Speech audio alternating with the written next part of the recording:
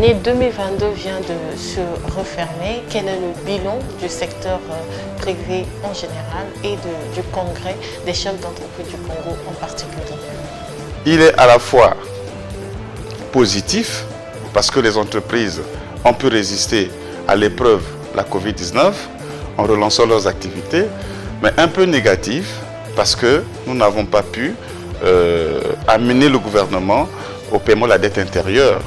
Et puis également, le secteur privé, c'est vrai qu'il a pu se relancer, mais pas comme il se doit. 2022 s'est refermé avec un débat sur les importateurs. Les plus grands importateurs au Congo, ce sont les étrangers.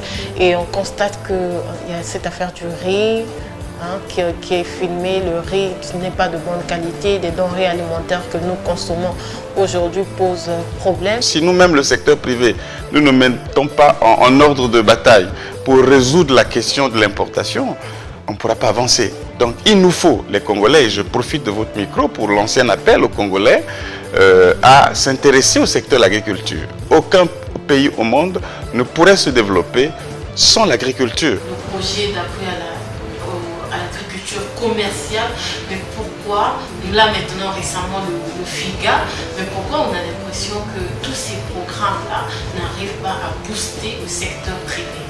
On peut mettre des structures, on peut, comme au FIGA, comme tous les programmes que vous avez cités ici, on peut bien les mettre, c'est politique. Mais il faut leur doter des moyens financiers nécessaires pour qu'ils soient même de répondre au financement des business plans des entreprises.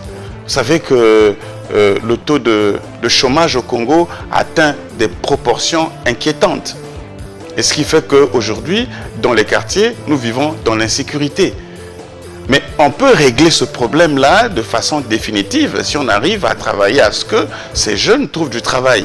En ce moment-là, une entreprise qui vient de se créer, qui n'a pas l'expérience, à côté d'un coach, les choses avancent. Il lui montre des difficultés de terrain.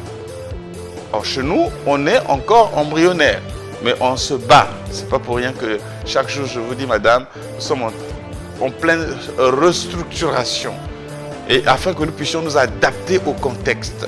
Donc, la parafiscalité est un mot qui tire le secteur privé vers le bas.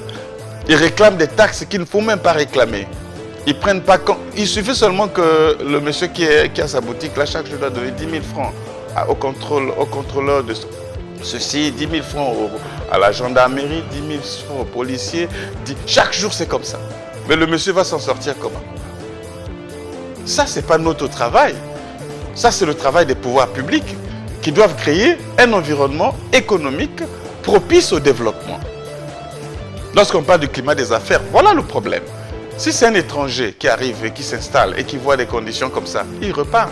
Un jeune qui a un bac plus 5 n'a pas d'emploi, il crée une activité comme ça, c'est pour survivre. Qu'il faut un enfant, une femme, il n'arrive pas à vivre.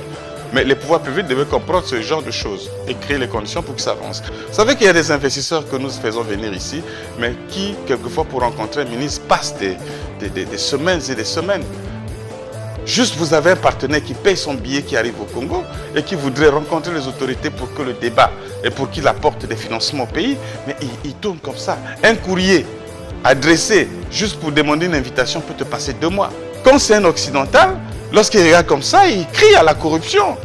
Ce monsieur-là est payé par l'État. Pourquoi devra-t-il, pour faire passer un dossier, bénéficier, n'est-ce pas, des pourboires? Ce n'est pas normal. C'est une mauvaise image pour notre pays. Et j'en appelle au pouvoir public à sanctionner ce genre de comportement. Et le président lui-même l'a toujours dénoncé. Mais est-ce que c'est le président qui doit sanctionner un agent commis de l'État qui a commis des gaffes dans un secteur donné?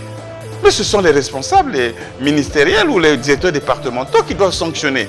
Ce n'est pas au président. Le président a donné un mot d'ordre. Le président ne connaît pas ce qui se passe au bas de l'échelle. C'est à ceux-là qui sont responsables de sanctionner.